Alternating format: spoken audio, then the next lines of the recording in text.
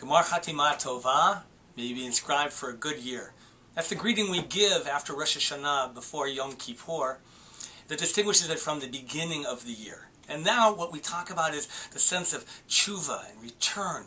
And we're supposed to return not only to God, but to relationship with others. So this is the time that you want to ask people for forgiveness. People you've wronged. People that you perhaps have not thought about, or people that you have maligned, people that you might have done something wrong. You're supposed to make those amends and get back in touch with them, because they're fractured relationships. We're supposed to be looking as well at how we can improve our lives. In what way are you going to make this a better year? What ways do you need to change?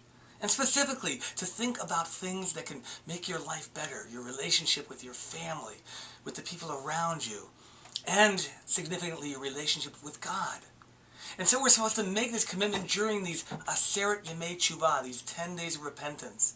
And so when we arrive at Yom Kippur, night at Kol Nidre, when we stand in that heavenly position between the two worlds, when we can think of ourselves and hovering about how to make ourselves better, it's in the process of refraining from eating and drinking that we elevate ourselves. We remove ourselves from worldly pleasures between the upper world and the lower world. We hover for angelic existence if we could.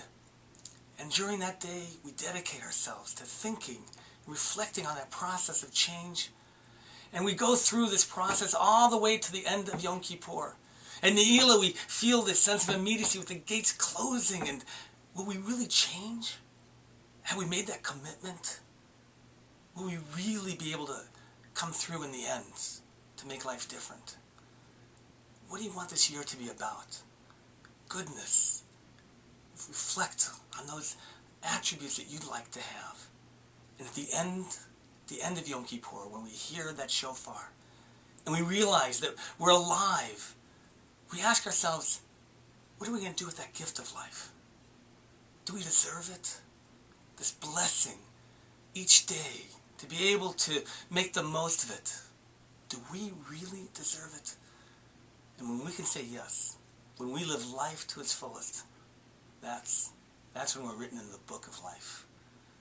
Again, wishing you a Gemar Chatima Tova, to be inscribed for a good year.